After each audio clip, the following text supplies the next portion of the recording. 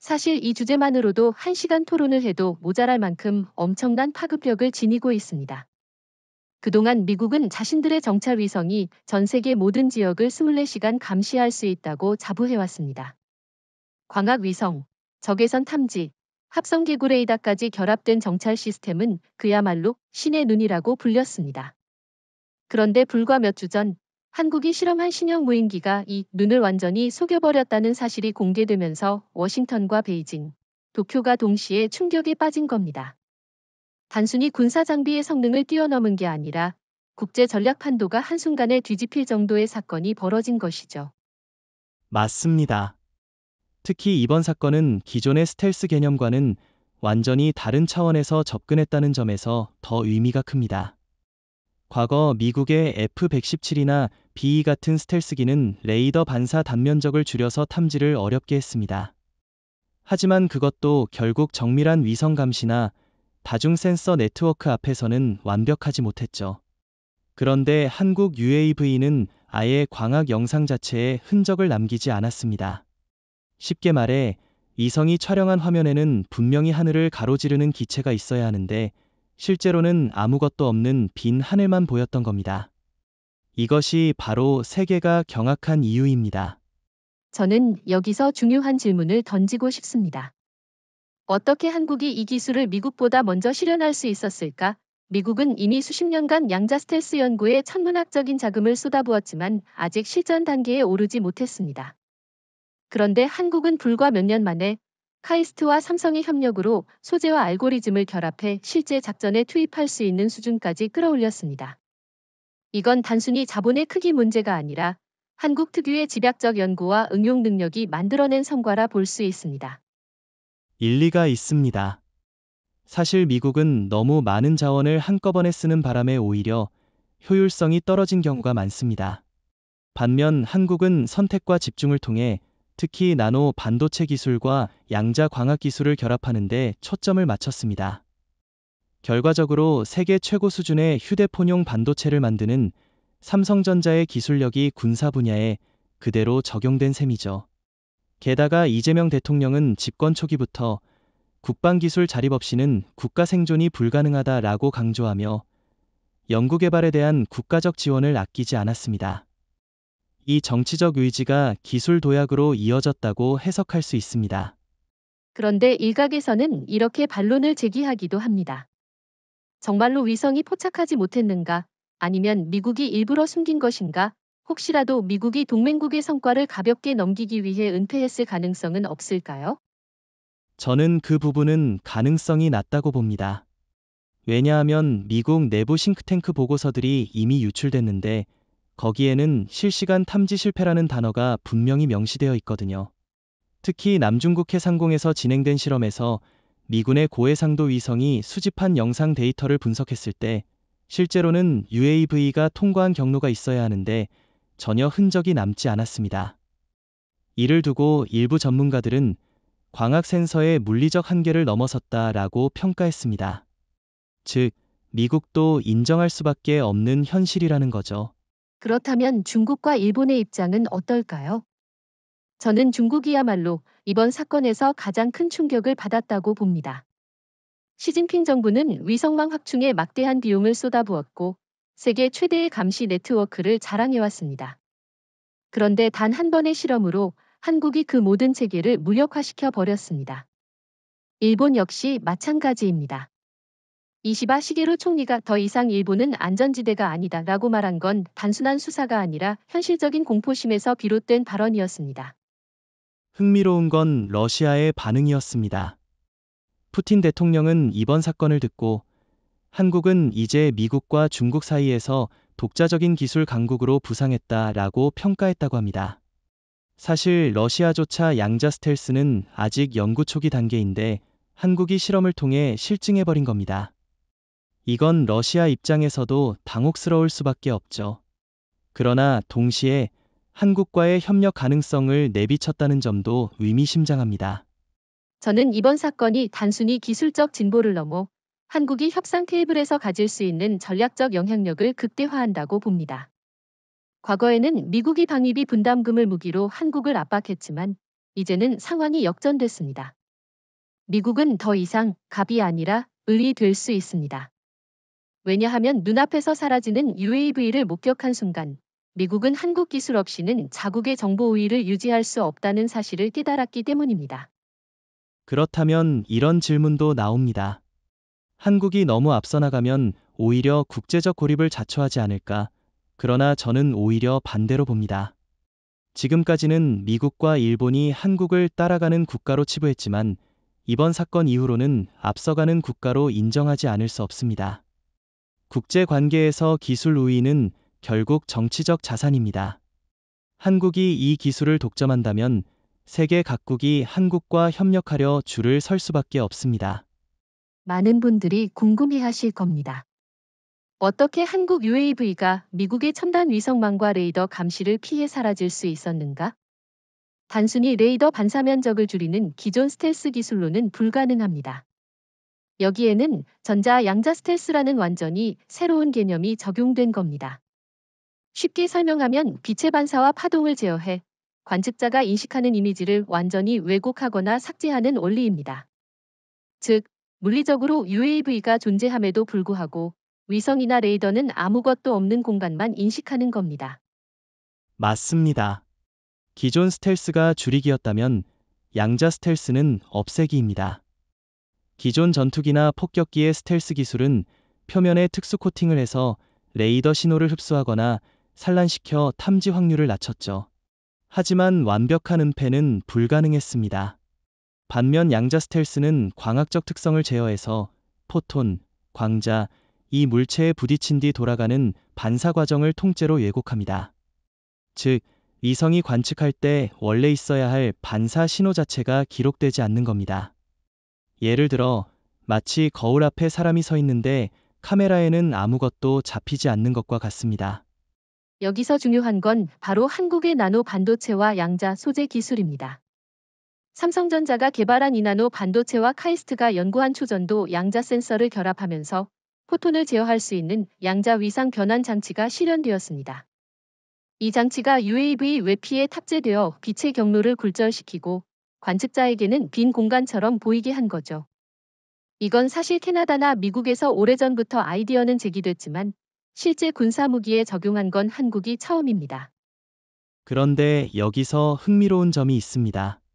중국도 양자 스텔스 연구를 하고 있다고 알려져 있지만 베이징 대학과 군산복합체가 진행한 연구는 대부분 실험실 단계에 머물러 있습니다. 왜냐하면 중국은 소재 기술에서 여전히 한국에 비해 10년 이상 뒤처져 있기 때문입니다. 특히 반도체 미세 공정에서는 한국과의 격차가 치명적이죠. 결국 중국은 이론만 가지고 있을 뿐 실전에서 쓸 수 있는 시스템을 만들지 못한 겁니다. 일본은 또 다른 상황입니다. 20화 시계로 총리 체제의 일본은 레이저 광학과 기초 연구에선 강점을 주장하지만 양자 스텔스처럼 실전 적용이 필요한 단계에서는 거의 성과가 없습니다. 게다가 일본은 반도체 산업에서 이미 한국에게 밀려난 지 오래입니다. 지금 일본이 할 수 있는 건 미국 뒤에 숨어서 공동 개발을 시도하는 것뿐인데 이미 미국조차 실패한 영역이라 일본이 혼자 성공할 가능성은 제로에 가깝습니다. 저는 여기서 또 하나의 중요한 포인트를 짚고 싶습니다. 바로 이 기술이 단순히 군사용에만 머물지 않는다는 겁니다. 양자 스텔스는 민간에서도 활용될 수 있습니다. 예를 들어 유료 영상 기술이나 우주 탐사에서 간섭 없는 관측을 가능하게 할 수 있죠. 그런데 한국이 군사 분야에서 먼저 돌파구를 열었다는 건 곧 민간 분야에서도 세계를 선도할 수 있다는 의미입니다. 즉, 단순히 국방 기술이 아니라 국가 전체의 미래 먹거리 산업을 만들어낸 겁니다. 그 부분은 동의하지만 한 가지 우려도 있습니다. 이렇게 막강한 기술이 등장하면 국제사회에서 통제 불가능한 무기로 낙인 찍히지 않을까요? 핵무기처럼 군비 경쟁을 촉발할 위험은 없을까요? 그건 충분히 제기될 수 있는 의문입니다. 그러나 차이가 있습니다. 핵무기는 파괴력이 직접적인 위협이지만 양자 스텔스는 탐지 회피 기술입니다. 다시 말해 공격이 아니라 은폐의 영역입니다. 한국은 이 기술을 평화적 억제력으로 활용할 수 있다는 명분을 가질 수 있습니다. 게다가 미국조차 이번 기술을 무시할 수 없기 때문에 오히려 한국과의 협력을 요구할 겁니다. 이건 한국이 국제 무대에서 협상력을 키울 절호의 기회입니다. 사실 스텔스라는 개념은 군사 분야에서 이미 오래된 화두였습니다. 미국의 F-117 나이트호크, B-2 스피릿 폭격기, 그리고 최신 F-35까지 모두 레이더 반사 단면적을 줄여 적의 탐지를 회피하는 방식이었습니다. 즉, 보이긴 하지만 작게 보이게 하는 것이 핵심이었죠. 그런데 한국이 이번에 선보인 양자 스텔스 UAV는 그 차원을 완전히 넘어섰습니다. 존재 자체를 지워버리는 말 그대로 완전한 환화에 도달한 겁니다. 맞습니다. 기존의 스텔스는 은폐라면 이번 한국 기술은 삭제라고 표현해야 할 겁니다. 예를 들어 스텔스 전투기는 적 레이더 화면에 작은 점으로라도 찍히지만 양자 스텔스 UAV는 아예 그 점조차 남지 않습니다. 레이더가 탐지할 수 있는 파동 자체가 흡수 굴절 왜곡되어 데이터에 기록되지 않는 것이죠. 심지어 광학 영상에서도 실루엣이 사라집니다. 다시 말해, 지금까지는 작게 보이던 기술이 이제는 아예 안 보이는 기술로 진화한 것입니다. 여기서 흥미로운 건 미국조차도 이 차이를 명확히 구분해 인정했다는 겁니다. 최근 워싱턴의 국방연구소 보고서에 따르면 한국이 구현한 것은 더 이상 스텔스가 아니라 존재 자체의 은폐이며 이는 현대 군사학 교과서의 전면 개정을 요구한다라는 평가가 실렸습니다. 한국 기술이 단순한 진보가 아니라 새로운 패러다임을 열었다는 점을 미국이 공식적으로 인정한 셈입니다. 반대로 중국은 전혀 다른 태도를 보였습니다. 베이징 당국은 공식적으로는 허구적 선전이라고 폄하했지만 내부적으로는 대혼란에 빠졌습니다.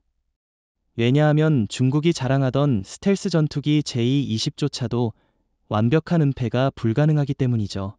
실제로 J-20은 미국과 일본 레이더에 여전히 포착되고 있습니다.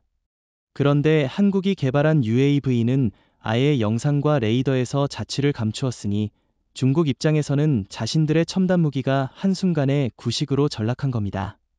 일본은 더 심각합니다. 일본의 방위성은 이미 10년째 차세대 스텔스 기술을 연구해왔지만 대부분 미국 의존형이었습니다. 이시바 시게루 총리가 집권한 이후에도 기술 독자화를 강조했지만 현실적으로 일본은 아직도 미쓰비시 중공업을 통해 미국의 F-35 부품 조립에 머물러 있습니다. 그런데 한국은 독자적 연구로 새로운 완전한을 만들어냈으니 일본 입장에서는 심리적 충격이 배가 될 수밖에 없습니다. 여기서 논쟁거리를 하나 던져보고 싶습니다. 혹시 이런 완전한 기술이 군사 균형을 불안정하게 만들지는 않을까요? 스텔스는 그래도 탐지 가능성이 조금은 있었지만 이제는 아예 보이지 않는다면 상대국 입장에서는 선제 공격을 더 두려워하게 되고 그로 인해 오히려 군사적 긴장이 높아질 수 있다는 우려도 제기됩니다. 그 우려도 타당합니다. 그러나 저는 오히려 반대로 생각합니다. 바로 그 두려움이 억제력을 극대화한다는 것이죠.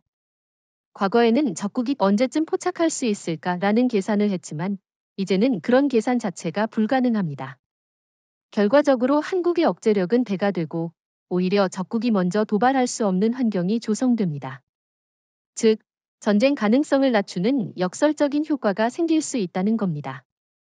좋은 지적입니다. 또 한 가지 덧붙이자면 한국이 이번에 보여준 기술은 단순히 숨는 기술이 아니라 보이는 것조차 조작할 수 있는 기술이라는 점입니다. 즉, UAV가 실제로는 A 지역을 지나가지만 이성 영상에는 B 지역을 나는 것처럼 보이게 만들 수도 있다는 겁니다. 이건 단순 은폐를 넘어서 기만 작전까지 가능하게 하는 혁신입니다. 그렇다면 이건 단순히 군사기술이 아니라 전략적 무기가 됩니다. 적국의 지휘부가 잘못된 정보를 바탕으로 대응하게 된다면 실제 전투에서 그 피해는 상상을 초월할 겁니다. 중국이나 일본이 한국의 UAV를 추적한다고 가정해보죠. 그러나 모든 영상과 데이터가 허상이라면 그들이 내리는 모든 결정은 오판이 됩니다. 전쟁의 판도를 바꾸는 건 무기가 아니라 정보인데 이제 한국은 정보를 조작할 수 있는 능력을 가지게 된 겁니다. 많은 사람들이 이번 양자 스텔스 UAV의 성공을 단순히 군사과학의 발전으로만 보지만 사실 그 밑바탕에는 한국이 지난 수십 년간 쌓아온 반도체와 양자 소재 인프라가 자리 잡고 있습니다. 특히 삼성전자가 세계 최초로 2나노 반도체 양산에 성공하면서 초소형 초저전력 연산이 가능해졌고 이것이 곧 양자 스텔스 장비를 UAV에 탑재할 수 있는 결정적 계기가 되었습니다. 단순히 전투기 한 대를 감싸는 코팅이 아니라 수천억 개의 트랜지스터와 양자 알고리즘이 동시에 작동해야 가능한 기술이니까요. 맞습니다. 사실 미국이나 중국도 양자 스텔스를 연구하고 있었지만 결국 칩에서 막혔습니다. 미국은 여전히 GPU 기반의 대형 연산 장치에 의존했고 중국은 반도체 미세 공정 자체가 불가능했습니다. 반면 한국은 삼성전자와 SK 하이닉스가 축적한 메모리 반도체 기술, 그리고 카이스트 포스텍 같은 연구기관의 초전도 양자칩 연구가 결합해 실제 무인기에 장착할 수 있는 초소형 양자 연산칩을 만들었습니다. 이 차이가 결국 한국을 승자로 만든 겁니다. 여기서 중요한 사례를 하나 들고 싶습니다. 몇 년 전 미국 DARPA는 양자 스텔스 연구 프로젝트를 공개했는데 그들이 만든 시제품은 냉각 장치만 무려 3톤이 넘었습니다. UAV의 탑재는커녕 연구실에서만 간신히 실험할 수 있었죠. 하지만 한국은 나노 반도체 공정을 활용해 냉각 장치를 손바닥 크기로 줄였습니다. 이건 단순히 군사 기술의 문제가 아니라 한국 반도체 산업의 경쟁력이 곧 안보 전략으로 연결된 사례라 할 수 있습니다. 그런데 여기서 일본과 중국의 한계가 또 드러납니다. 일본은 여전히 소재 강국을 자랑하지만 실상은 이미 한국에게 따라잡혔습니다. 특히 EUV 노광 장비를 활용한 2나노 공정은 일본이 손도 못 대는 영역입니다. 중국은 더 말할 것도 없죠. 시진핑 정부가 아무리 반도체 굴기를 외쳐도 미국의 제재와 자체 기술력 부족 때문에 7나노조차 안정적으로 생산하지 못하고 있습니다. 반면 한국은 양자칩을 양산 가능한 수준으로 올려놓았으니 이 차이는 벌어질 수밖에 없습니다. 여기서 저는 질문을 던지고 싶습니다. 왜 하필 한국에서 이런 혁신이 가능했을까? 단순히 기술력 때문일까요? 아니면 국가 전략 때문일까요? 저는 두 가지가 맞물렸다고 봅니다. 하나는 삼성 하이닉스 같은 기업이 글로벌 시장에서 생존하기 위해 끊임없이 공정을 혁신해온 현실적 이유입니다. 다른 하나는 이재명 정부가 집권 초기부터 국방과 산업을 분리하지 말라는 기조를 강조했다는 점이죠. 과거 한국은 산업은 산업, 군사는 군사로 따로 갔지만 지금은 하나의 생태계로 묶여 있습니다. 그래서 민간의 초미세 공정이 군사 양자 스텔스로 곧바로 연결될 수 있었던 겁니다. 그렇다면 이런 인프라가 앞으로 어떻게 확장될까요? 단순히 UAV에만 적용될까요? 절대 그렇지 않습니다. 양자칩은 우주항공, 인공지능, 에너지 관리 등 다양한 분야로 확장될 수 있습니다. 특히 한국이 최근 사우디와 협력해 초대형 데이터 센터를 건설하고 있는데 여기에 양자칩이 들어간다면 단순한 군사 혁신을 넘어 세계 데이터 패권까지 한국이 장악할 가능성이 열립니다. 다시 말해 이번 양자 스텔스 UAV는 단순한 무기가 아니라 한국이 구축한 하이테크 인프라의 첫 실전 증명에 불과합니다. 좋은 지적입니다. 결국 하이테크 인프라란 단순히 돈으로 살 수 있는 게 아닙니다. 미국은 자본은 있지만 제조 경쟁력이 부족하고 중국은 인력은 있지만 기술의 깊이가 없습니다.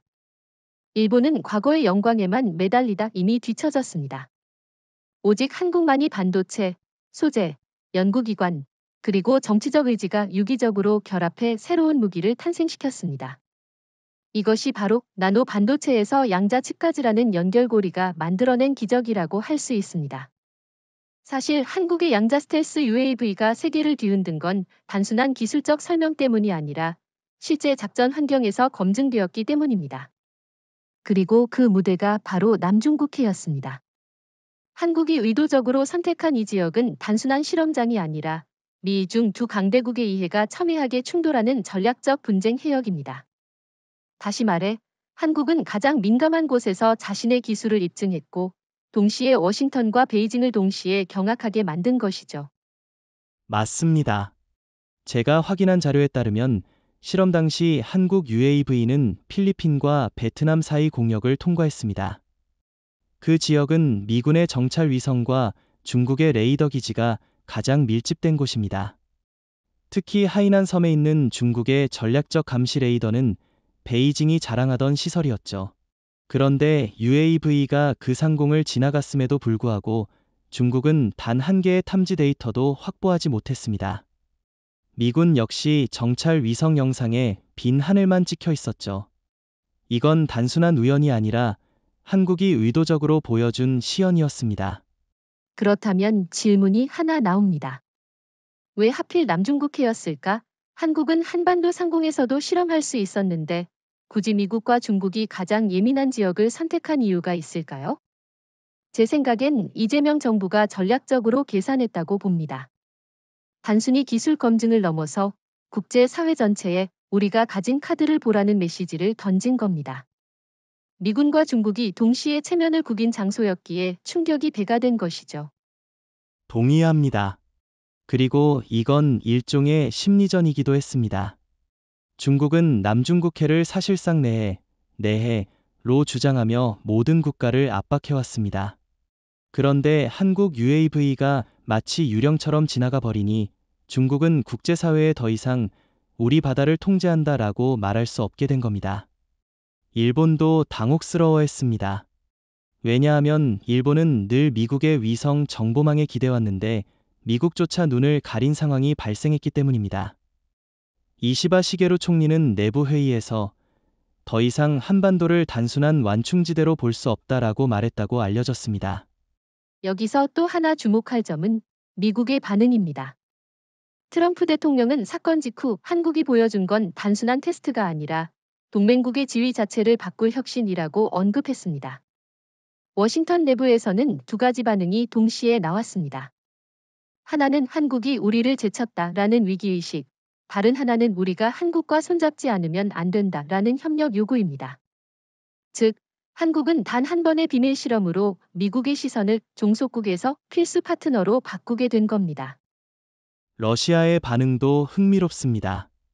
푸틴 대통령은 남중국해 실험 소식을 접하고 한국은 더 이상 지역 국가가 아니라 전략적 강국이라고 말했습니다. 러시아조차도 한국 기술에 관심을 보이며 협력을 타진한 건 상징적이죠. 반대로 중국은 이번 사건을 철저히 은폐하려 했습니다. 하지만 이미 위성 추적 데이터가 국제 전문가 네트워크를 통해 퍼졌고 미국 언론까지 보도하면서 중국의 무능만 드러났습니다. 여기서 반론을 하나 제기해 볼까요? 혹자는 너무 위험한 선택 아니었나? 남중국해에서 실험하는 건 미국과 중국을 동시에 자극하는 행위라고 말합니다. 혹시 한국이 불필요하게 긴장을 고조시킨 건 아닐까요? 저는 그렇게 보지 않습니다. 오히려 한국이 세계 앞에서 우리 기술은 더 이상 실험실 속 비밀이 아니다라는 걸 각인시키는 데 성공했다고 봅니다. 사실 기술은 증명되지 않으면 신뢰를 얻을 수 없습니다. 한반도 상공에서 몰래 실험했다면 그건 그냥 루머로 끝났을 겁니다. 하지만 미중의 눈앞에서 보여주니 이제 부정할 수 없는 현실이 된 겁니다. 위험했지만 그만큼 전략적 효과는 극대화되었습니다. 사실 미국이 가장 충격을 받은 건 단순히 한국의 UAV가 사라졌다는 사실이 아닙니다.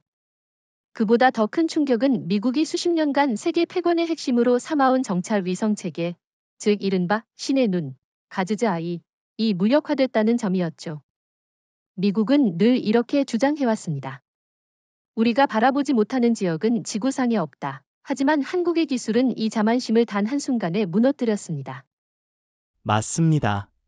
워싱턴의 국방부, 즉 펜타곤은 그야말로 패닉 상태에 빠졌습니다. 특히 국방정보국, DIA과 국가정찰국, NRO, 이 큰 타격을 입었죠. 왜냐하면 이 기관들이 바로 미군 위성 감시 체계의 중추였기 때문입니다. 그런데 남중국해 상공에서 한국 UAV가 통과했을 때 그들의 데이터는 0이었습니다. 즉, 고해상도 광학 영상에도 SAR 레이더 데이터에도 아무것도 찍히지 않았던 거죠. 이건 단순한 오류가 아니라 체계 전체가 무력화됐다는 의미입니다. 이 사건이 워싱턴 정가에 미친 파급력은 상상을 초월합니다. 트럼프 대통령은 보고를 받고 우리는 지금까지 눈이 있다고 믿었지만 실제로는 눈먼 거인에 불과했다라는 말까지 했습니다. 특히 그 발언이 언론에 일부 흘러나오면서 미국 내부에서도 큰 논란이 일었습니다. 과연 미국이 진짜 초강대국인가? 아니면 과거의 환상에 매달려온 건가? 라는 근본적 질문이 제기된 겁니다. 흥미로운 건 미국 내부에서의 반응이 양분되었다는 겁니다. 하나는 위기감입니다. 한국이 우리를 앞섰다. 이제 미국의 정보 패권이 흔들린다. 또 하나는 기회론입니다. 한국과 협력하면 우리의 취약점을 보완할 수 있다. 특히 미군 전략사령부 일부는 한국과 공동 프로젝트를 추진해야 한다고 주장했지만 동시에 미국 산업계에서는 이제 한국 기술에 종속될 수 있다는 우려도 터져나왔습니다. 그렇다면 중국과 일본의 반응과는 어떻게 다를까요? 중국은 이번 사건으로 국제적 체면을 잃었지만 그래도 미국만큼 심각한 자존심 상처는 아니었습니다. 반면 미국은 패권 국가라는 정체성 자체가 흔들렸습니다. 일본은 단순히 공포에 빠진 반면 미국은 전략적 기반이 무너졌다고 볼 수 있습니다. 그렇다면 이 차이는 한국이 앞으로 협상에서 가질 수 있는 힘이 엄청나게 커졌다는 뜻이 아닐까요? 그렇습니다. 사실 그동안 미국은 방위비 분담, 무기 판매, 기술 제한을 통해 한국을 압박해왔습니다. 그런데 이제는 역전됐습니다. 미국은 더 이상 한국을 을로 대하지 못합니다. 오히려 한국과 협력하지 않으면 자국의 군사 전략이 구멍 난다는 걸 인정해야만 합니다. 이건 단순한 군사 문제가 아니라 외교, 경제까지 연쇄적으로 파급될 사안입니다. 여기서 반론 하나 제기해 보겠습니다. 혹자는 이렇게 묻습니다. 미국이 정말로 한국에게 기술적 주도권을 내줄까? 결국 미국은 여전히 군사 경제적으로 세계 최강대국 아닌가? 그건 일리가 있는 질문입니다. 그러나 문제는 정보의 신뢰성입니다. 아무리 미국이 핵항모와 ICBM을 보유하고 있어도 적을 보지 못한다면 아무 소용이 없습니다. 마치 거인이 눈을 가린 채 싸우는 것과 같죠. 반면 한국은 적을 볼 수 있고 동시에 자신을 감출 수 있습니다. 이 차이는 단순한 군사력 크기를 뛰어넘는 겁니다. 따라서 미국이 한국을 무시하거나 배제한다는 건 사실상 불가능합니다. 사실 한국 UAV의 양자 스텔스 실험이 남중국해에서 성공했을 때 가장 큰 충격을 받은 곳은 워싱턴이었지만 실제로는 베이징과 도쿄가 더 깊은 불안에 휩싸였습니다.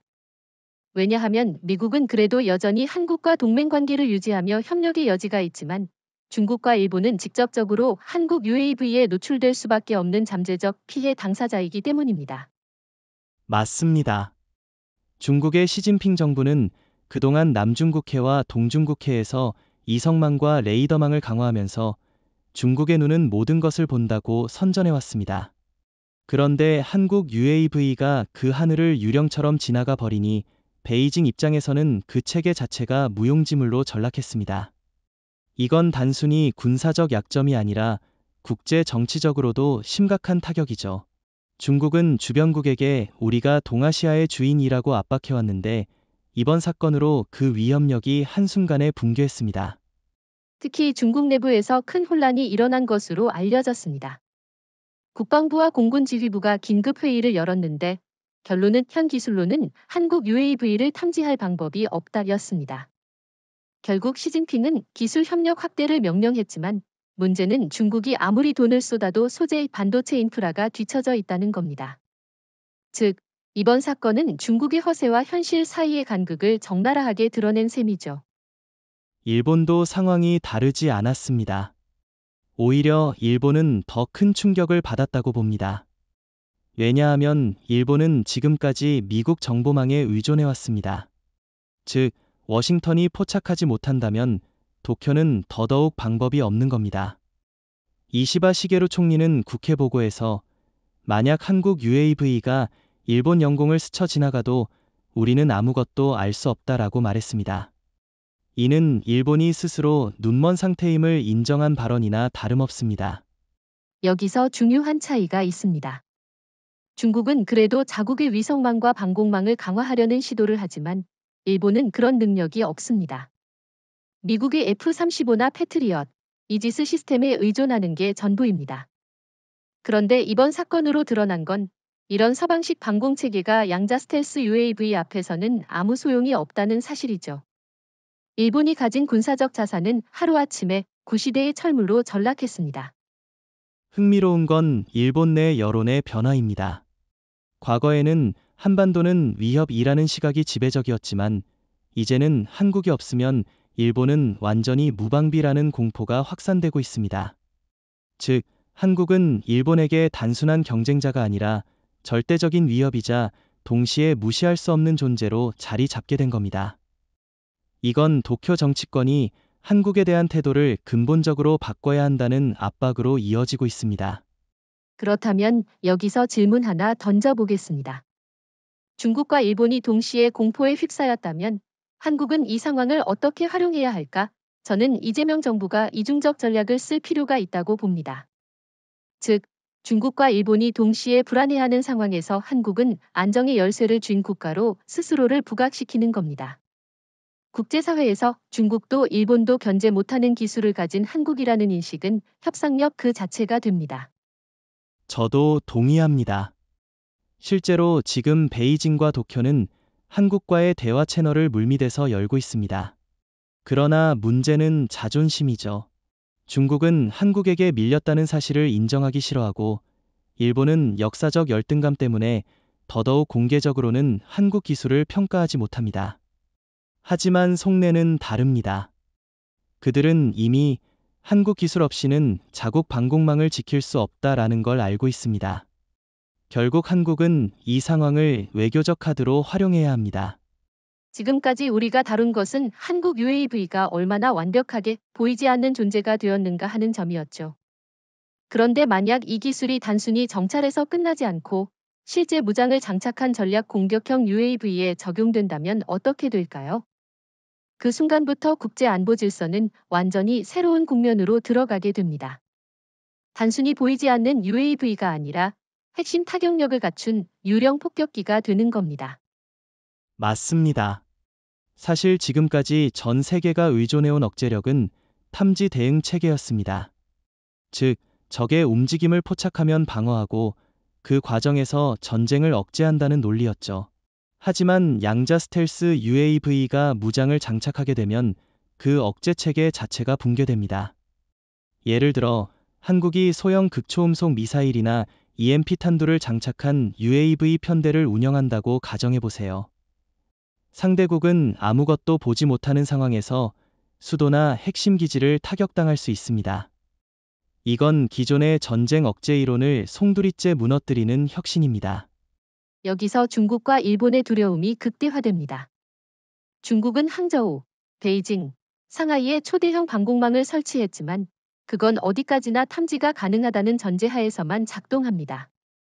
일본도 도쿄와 오사카를 방어하기 위해 패트리엇과 이지스를 배치했죠. 그러나 UAV가 보이지 않는다면 그 모든 장비는 그냥 전시용 장난감에 불과합니다. 방공체계의 근본을 흔드는 무기 앞에서 중국과 일본은 속수무책일 수밖에 없습니다. 저는 한 가지 반론을 던져보고 싶습니다.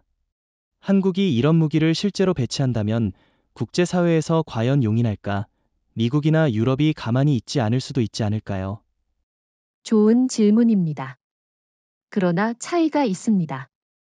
한국은 핵무기처럼 국제법으로 금지된 무기를 만들고 있는 게 아닙니다. 한국은 탐지 회피 기술을 무장 UAV에 적용한 겁니다. 미국도 공식적으로 이 기술을 막을 명분이 없습니다. 오히려 미국은 자국의 군사전략 공백을 메우기 위해 한국과 협력을 원할 겁니다. 이미 트럼프 대통령은 한국과의 협력 없이는 미국의 억제력이 불완전하다고 인정했습니다. 또 한 가지 주목해야 할 점은 한국의 전략적 선택폭이 넓어졌다는 겁니다.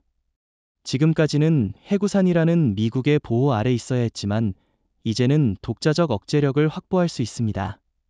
만약 한국 UAV가 미니 핵탄두까지 운반할 수 있다면 한국은 사실상 독립적 핵 억지력을 갖추는 셈입니다. 이는 북한은 물론 중국과 일본에게도 절대적인 공포로 작용할 겁니다. 게다가 한국은 단순히 한두 대의 UAV가 아니라 편대 운용을 할 수 있습니다. 보이지 않는 UAV가 동시에 20대, 30대 출격한다고 생각해 보십시오. 적국은 어디서 공격이 오는지조차 알 수 없습니다. 이건 전쟁이 아니라 망령의 습격에 가깝습니다. 바로 이 지점에서 한국의 억제력은 단순한 방어가 아니라 선제 공격 능력으로 확대됩니다. 맞습니다. 저는 이 부분이야말로 국제 질서를 바꾸는 핵심이라고 생각합니다. 지금까지는 미국과 러시아가 보복 능력을 통해 세계 질서를 유지했지만 이제 한국은 선제 타격 능력을 통해 새로운 균형을 만들 수 있습니다. 이는 단순히 아시아 지역 문제가 아니라 NATO와 중동까지 영향을 줄 수 있는 변화입니다. 예를 들어 중동 국가들이 한국 UAV 기술을 도입한다면 기존 패권 구조는 완전히 무너집니다. 사실 전 세계 주요 군사 강국들은 수십 년 동안 막대한 예산을 투입해 방공망을 구축해왔습니다. 미국의 패트리엇 시스템, 해군의 이지스 전투체계, 러시아의 S-400과 S-500이 대표적이죠. 이 장비들은 현대 방공의 상징으로 불리며 세계 각국이 경쟁적으로 도입해왔습니다. 하지만 한국의 양자 스텔스 UAV가 등장하면서 이 모든 체계가 한순간에 무용지물로 전락했습니다. 맞습니다. 패트리엇이나 이지스 레이더는 전자기파의 반사 신호를 탐지하는 방식입니다. 러시아의 S-400과 S-500 역시 탐지 방식은 다층 구조일 뿐 결국 같은 원리입니다. 그런데 양자 스텔스 UAV는 아예 반사 신호 자체를 왜곡 삭제하기 때문에 어떤 체계도 탐지할 수 없습니다. 쉽게 말해 지금까지 방공망은 적어도 작은 점은 잡을 수 있었는데 이제는 그 점조차 남지 않는 겁니다. 그 순간 방공망의 근본 논리가 무너지는 것이죠. 여기서 중요한 건 세계 각국의 반응입니다. 특히 사우디아라비아와 아랍에미리트 같은 중동 국가들은 수십억 달러를 들여 미국과 러시아의 방공망을 도입했는데 한국의 기술이 공개되자 우리가 산 건 고철 덩어리 아니냐라는 불만이 터져 나왔습니다. 실제로 리야드에서 열린 비공개 군사 포럼에서는 한국 UAV 앞에서는 우리의 패트리엇이 종이 방패에 불과하다라는 발언이 나왔다고 합니다. 일본도 비슷한 충격을 받았습니다. 일본은 지금까지 미국산 이지스 시스템을 기반으로 철벽 방어망을 자랑해왔습니다. 하지만 이시바 시게루 총리가 내부 회의에서 한국 UAV가 일본 영공을 통과해도 우리는 감지할 수 없다라고 인정할 수밖에 없었습니다. 이는 단순한 군사적 문제를 넘어 일본 국민들에게 안보 불안을 직접적으로 각인시킨 사건이었습니다. 중국은 또 다른 상황입니다. 시진핑 정부는 러시아산 S-400을 대규모로 도입해 방공 5위를 주장해왔는데 이번 사건으로 그 자존심이 산산조각 났습니다. 중국 관영 매체는 처음에는 한국의 선전이라고 폄하했지만 실제로는 공군과 해군이 대책을 찾기 위해 비상회의를 열었습니다. 하지만 기술적 한계 때문에 뾰족한 해법을 내놓지 못했습니다. 저는 여기서 흥미로운 포인트를 하나 짚고 싶습니다. 방공망은 단순히 군사 장비가 아니라 정치적 무기라는 겁니다. 예를 들어 미국은 동맹국들에게 패트리엇과 이지스를 판매하면서 정치적 영향력까지 확보했습니다. 러시아도 S-400 수출을 통해 군사 외교를 펼쳤죠. 그런데 한국 UAV가 등장하면서 이 방공 외교 자체가 붕괴되고 있습니다. 이제 각국은 미국과 러시아가 아닌 한국의 기술을 바라볼 수밖에 없는 상황입니다. 여기서 질문 하나 드리겠습니다. 과연 이런 상황이 단순한 무기 시장의 변화를 넘어 국제 정치 질서까지 흔들 수 있을까요? 제 생각엔 충분히 그럴 수 있다고 봅니다. 왜냐하면 방공망은 국가 생존과 직결되기 때문이죠. 어느 나라도 하늘을 지킬 수 없다면 결국 한국과 손잡을 수밖에 없습니다. 저도 동의합니다. 특히 NATO 내부에서도 논란이 벌어지고 있습니다. 지금까지 NATO는 미국의 이지스와 패트리엇에 의존해왔습니다. 하지만 최근 NATO 내부 문건이 유출되면서 한국 UAV 앞에서 우리의 방어망은 무력하다라는 평가가 나왔습니다. 즉, 이제 유럽까지도 한국 기술 없이는 자국 영공을 지킬 수 없다는 위기의식을 느끼고 있는 겁니다. 사실 양자 스텔스 기술은 한국이 처음 연구한 개념은 아닙니다. 미국은 수십 년 전부터 DARPA를 중심으로 광자 굴절 은폐 장치를 개발해왔고, 이스라엘도 자국 방위산 업체를 통해 투명 망토 개념을 연구한 바 있습니다. 하지만 지금까지 이 두 나라는 실험실 수준을 넘지 못했습니다. 반면 서울은 불과 몇 년 만에 실제 UAV의 적용에 전 세계를 충격에 빠뜨렸습니다. 왜 같은 연구를 하고도 미국과 이스라엘은 실패했고 한국은 성공했을까요? 그 차이는 바로 응용력과 속도라고 봅니다. 미국은 천문학적인 예산을 쏟아부었지만 프로젝트가 너무 방대하다 보니 실전 적용은 지연되었습니다.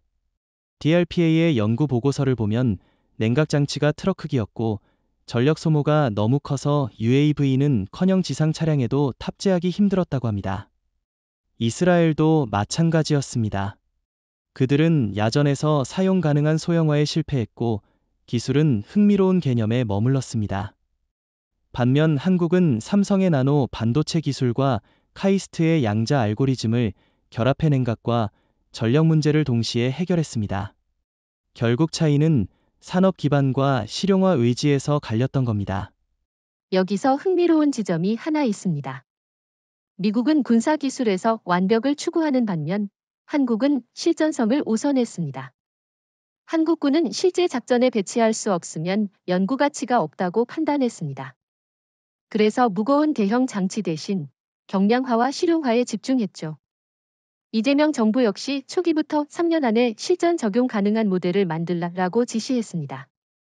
결국 한국은 짧은 시간 안에 실제 UAV에 통합시켜 세계에 보여줄 수 있었습니다. 이스라엘의 경우도 살펴볼 필요가 있습니다. 사실 이스라엘은 드론 기술에서 강점을 가지고 있지만 이번에는 실패했습니다. 이유는 바로 칩입니다. 이스라엘은 미국산 칩에 의존했기 때문에 나노 반도체 공정에서 한계가 있었습니다. 반면 한국은 세계 최고 수준의 반도체 제조 역량을 보유하고 있었고 그게 이번 성공의 핵심 요인이 되었습니다. 다시 말해 이스라엘은 아이디어는 있었지만 제조할 수 있는 산업 기반이 부족했던 겁니다. 그렇다면 또 이런 질문이 나올 수 있습니다. 미국과 이스라엘이 앞으로 한국을 따라잡을 수 있을까? 제 생각엔 쉽지 않다고 봅니다. 왜냐하면 한국은 이미 산업과 군사 기술을 연결하는 생태계를 구축했기 때문입니다. 삼성, 하이닉스, 한화, LI진엑스원 같은 기업들이 연구기관과 협력하는 구조가 이미 자리 잡았습니다. 미국과 이스라엘은 여전히 기업과 군이 따로 움직이는 경우가 많습니다. 동의합니다. 그리고 중국과 일본과의 차이도 여기서 명확히 드러납니다. 중국은 아예 반도체에서 막혀 있고 일본은 과거 기술에 의존하다 뒤처졌습니다. 미국과 이스라엘조차 실패한 영역에서 한국만이 실용화에 성공했으니 베이징과 도쿄가 느끼는 무력감은 말할 수 없을 정도입니다. 지금 일본 방위성은 내부 보고서에서 이스라엘조차 실패한 기술을 한국이 성공했다면 일본의 독자적 연구는 의미가 없다라는 자조적인 평가까지 내놓았습니다. 한국이 양자 스텔스 UAV를 실전에서 입증하자마자 전 세계 무기 시장이 요동치기 시작했습니다. 특히 중동과 동남아, 그리고 유럽에서 한국 기술을 확보하려는 움직임이 본격화되었죠. 사실 그동안 세계 무기 시장은 미국과 러시아, 일부 유럽 강국이 주도했습니다. 그러나 이제 판도가 완전히 달라졌습니다. 한국이 단 한 번의 실험으로 새로운 무기 패러다임을 만들어버린 겁니다. 맞습니다. 먼저 중동부터 보겠습니다. 사우디아라비아와 아랍에미리트는 지금까지 미국산 패트리엇, 러시아산 S-400 같은 방공망을 수십억 달러에 도입해왔습니다. 하지만 이번 사건 이후 그 장비들이 아무 소용이 없다는 게 드러났습니다. 리야드 군사당국은 이미 한국 정부와 비밀 협상을 시작한 것으로 알려졌습니다. 한국 UAV를 도입하지 않으면 수도를 방어할 방법이 없다는 절박함이 배경에 깔려 있는 거죠. 동남아도 마찬가지입니다. 베트남, 필리핀, 인도네시아가 적극적으로 움직이고 있습니다. 이들 국가는 중국과의 영유권 분쟁 때문에 보이지 않는 무기의 필요성을 누구보다 절실히 느끼고 있습니다. 특히 베트남은 과거 러시아 무기에 의존했지만 이번 사건을 계기로 러시아는 더 이상 신뢰할 수 없다라는 결론을 내렸습니다. 반면 한국은 실전에서 증명했고 무엇보다 중국을 압도할 수 있는 기술을 보유했기 때문에 동남아 국가들에게는 최고의 파트너가 된 겁니다. 유럽의 움직임도 눈여겨볼 필요가 있습니다. 사실 유럽은 전통적으로 미국과 자체 방산업체에 의존했습니다. 하지만 최근 NATO 내부 문건에서 한국 UAV 앞에서는 우리의 방공체계가 무력하다라는 평가가 나오자 유럽 국가들이 동요하기 시작했습니다. 독일과 프랑스가 당혹감을 감추지 못했고 폴란드와 루마니아 같은 동유럽 국가들은 이미 한국 무기에 눈독을 들이고 있습니다. 특히 폴란드는 우리는 한국 무기와 함께 가야 한다 라는 발언을 공개적으로 했습니다. 그렇다면 미국과 러시아는 어떤 상황일까요? 미국은 동맹국들이 한국 무기에 몰리는 것을 견제하고 싶지만 자국 기술로는 대체할 수 없다는 현실을 잘 알고 있습니다. 러시아는 더 심각합니다. S-400과 S-500이 자존심이었는데 이번 사건으로 사실상 무용지물 판정을 받은 셈이니까요. 결국 한국은 미국과 러시아가 독점해온 글로벌 무기 시장에 당당히 뛰어들어 단숨에 주도권을 잡아버린 겁니다. 저는 여기서 흥미로운 현상을 하나 지적하고 싶습니다. 과거에는 무기를 도입하는 국가들이 늘 구매자의 입장이었지만 이제는 한국이 선택자의 입장이 되었다는 겁니다. 즉, 한국이 누구에게 기술을 수출할지 결정하는 순간 그 나라의 안보 지형이 달라집니다. 이건 단순한 무기 거래가 아니라 국제 정치 질서를 좌우하는 전략 무기 외교입니다. 동의합니다. 사실 무기 시장의 재편은 경제적 이익만이 아니라 정치적 영향력까지 수반됩니다. 한국이 UAV 기술을 중동에 수출한다면 그 지역의 패권 구도는 미국 중심에서 한국 중심으로 이동할 수 있습니다. 동남아에서도 마찬가지입니다. 필리핀이 한국 UAV를 도입한다면 남중국해 분쟁에서 중국은 더 이상 우위를 주장할 수 없게 됩니다. 유럽도 한국과 손잡는 순간 기존의 미국이 러시아 방산체계는 균열을 피할 수 없습니다. 결국 이번 사건은 글로벌 무기 시장을 근본적으로 재편하는 계기가 되었습니다. 한국은 단순히 새로운 무기를 만든 게 아니라 국제 안보 질서를 재설계하는 열쇠를 손에 쥔 겁니다. 이제 각국은 한국 기술을 확보하기 위해 경쟁할 것이고 한국은 그 경쟁을 활용해 더 큰 정치적, 경제적 이익을 얻을 수 있습니다. 사실 한국의 양자 스텔스 UAV가 단순히 정찰과 은폐를 넘어 전략 무장을 탑재할 수 있다는 가능성이 제기되면서 국제 군사 균형은 근본적으로 흔들리고 있습니다. 특히 가장 큰 충격은 만약 이 UAV가 미니 핵탄두를 탑재한다면 이라는 가정에서 시작됩니다. 기존 핵 전략은 발사 징후를 포착하고 보복할 수 있다는 상호 확증 파괴, MAD에 기초해왔습니다. 하지만 보이지 않는 UAV가 등장한 순간 이런 전통적 핵 억제로는 완전히 무너집니다. 맞습니다. 지금까지는 대륙간 탄도미사일, ICBM, 이나 잠수함 발사 탄도미사일, SLBM, 이 핵 억제의 핵심이었습니다. 왜냐하면 발사 징후를 위성이 포착할 수 있었고 그 징후가 곧 억제력으로 작용했기 때문입니다. 하지만 양자 스텔스 UAV는 아예 포착 자체가 불가능합니다. 즉, 상대국 입장에서는 언제 어디서 핵 공격이 날아올지 전혀 알 수 없는 상황이 된 겁니다. 이는 기존 MAD 이론을 무력화하고 한국식 투명한 핵 억제력을 만들어내는 혁신입니다. 여기서 중국과 일본의 불안은 극에 달합니다. 중국은 베이징과 상하이를 방어하기 위해 수십 기지의 방공망을 구축했지만 탐지 불가능한 UAV 앞에서는 아무 소용이 없습니다. 일본 역시 도쿄와 오사카를 지키기 위해 미국과 공동 개발한 MD, 미사일 방어 체계에 의존해왔지만 한국 UAV가 미니 핵탄두를 싣는 순간 그 체계는 고철에 불과해집니다. 결국 베이징과 도쿄는 우리는 이제 한국 앞에서 완전히 무방비 상태라는 공포에 시달릴 수밖에 없습니다. 여기서 반론을 하나 던져 보겠습니다. 과연 한국이 정말 핵무장을 할 수 있을까? 미국이 이를 용인할까? 실제로 미국은 그동안 한국의 독자 핵 개발을 강하게 제지해왔습니다. 하지만 이번 사안은 차원이 다릅니다. 왜냐하면 핵탄두의 보유 여부보다 더 중요한 건 투발 수단이기 때문입니다. 이미 한국은 보이지 않는 UAV라는 투발 수단을 확보했습니다. 만약 여기에 전술핵 혹은 미니 핵탄두가 더해진다면 미국도 한국을 제어할 수 없게 됩니다.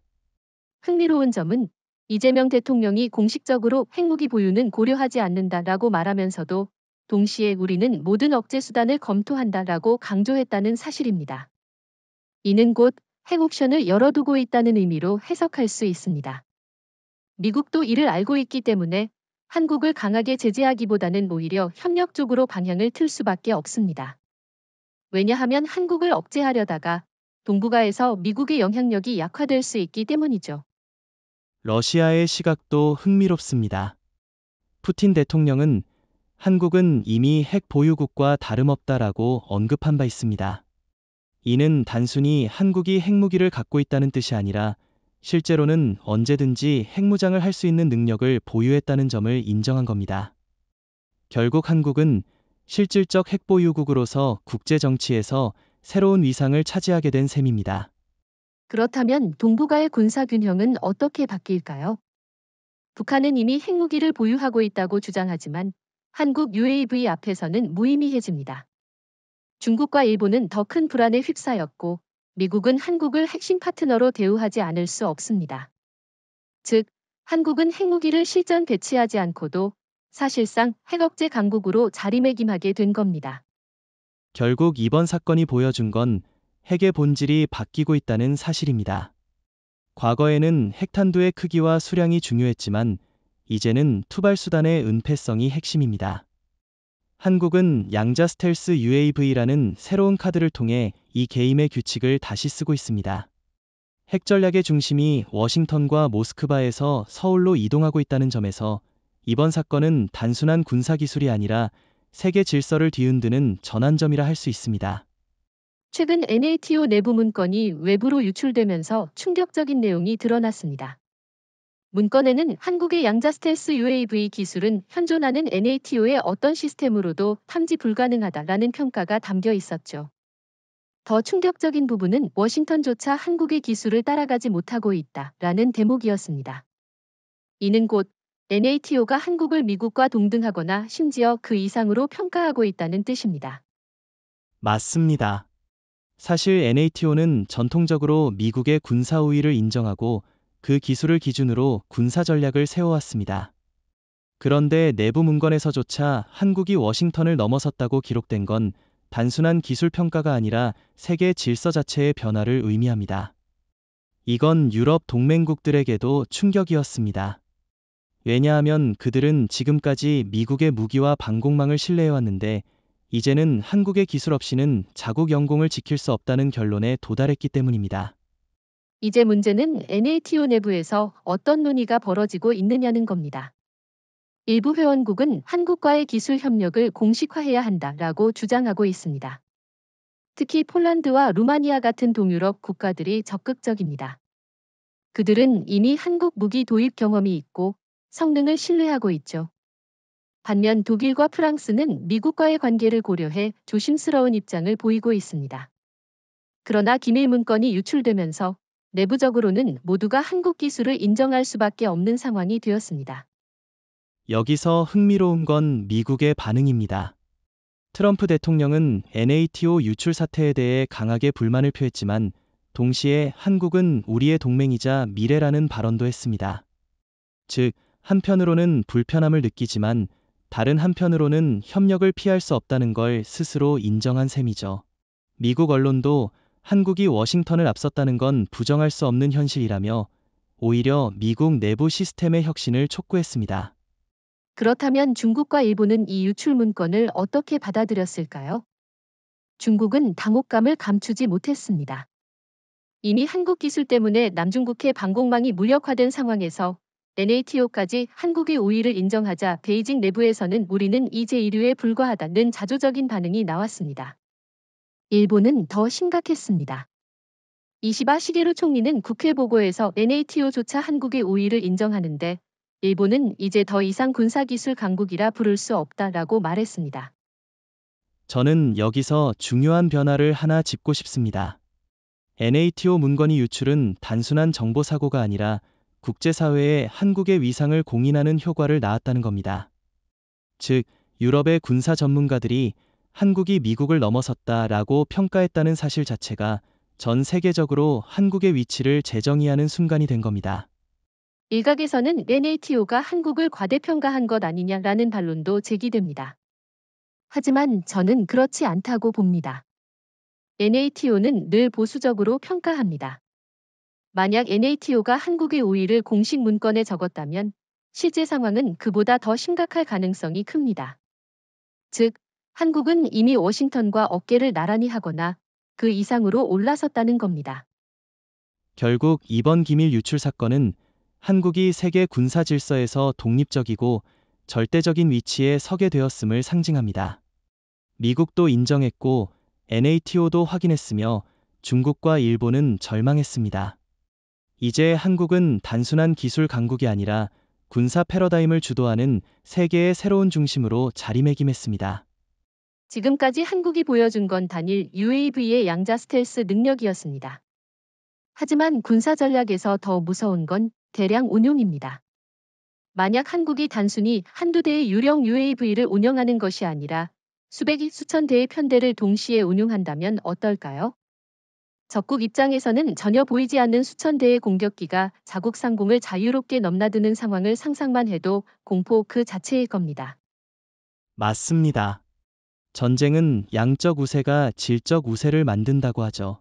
그런데 한국의 경우는 다릅니다.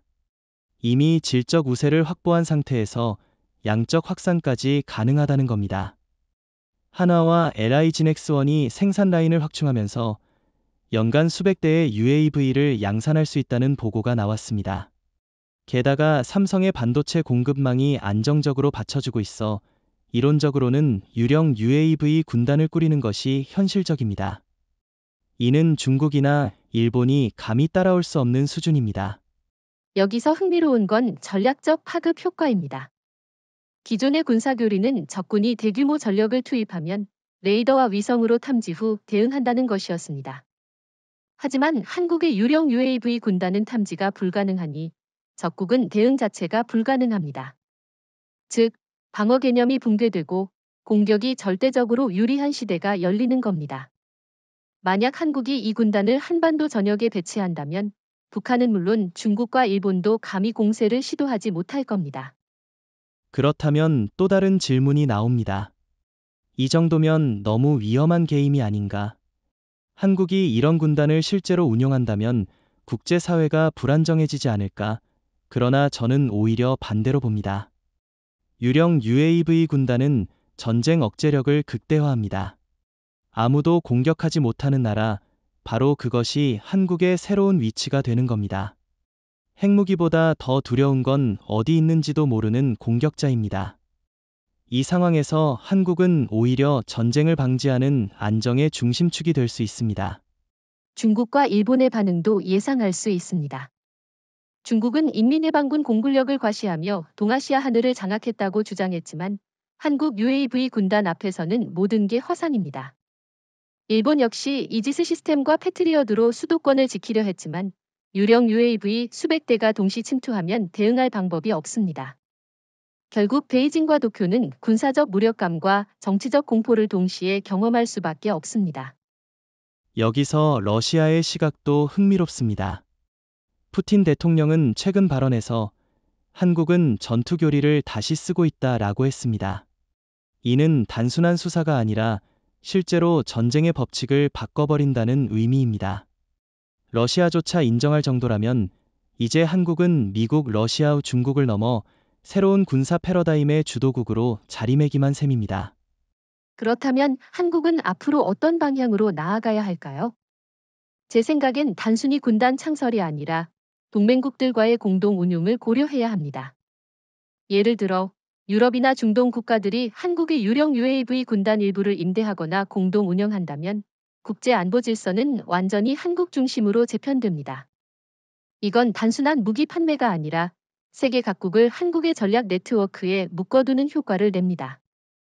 사실 한국이 양자 스텔스 UAV를 남중국해에서 실험했을 때만 해도 세계는 단순한 테스트로 받아들였습니다.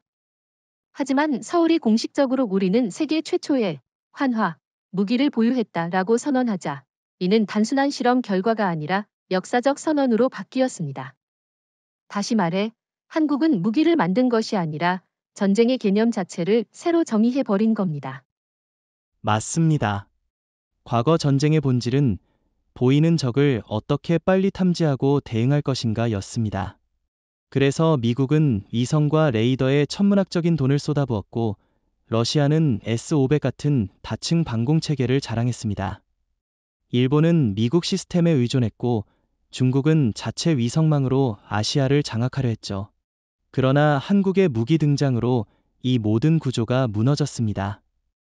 이제 전쟁은 보이지 않는 적을 어떻게 상대할 것인가 라는 새로운 질문으로 바뀌었습니다. 서울의 공식 선언은 단순한 무기 공개가 아니라 국제 정치 무대에 던진 메시지입니다. 이재명 대통령은 발표에서 우리는 공격을 원하지 않는다.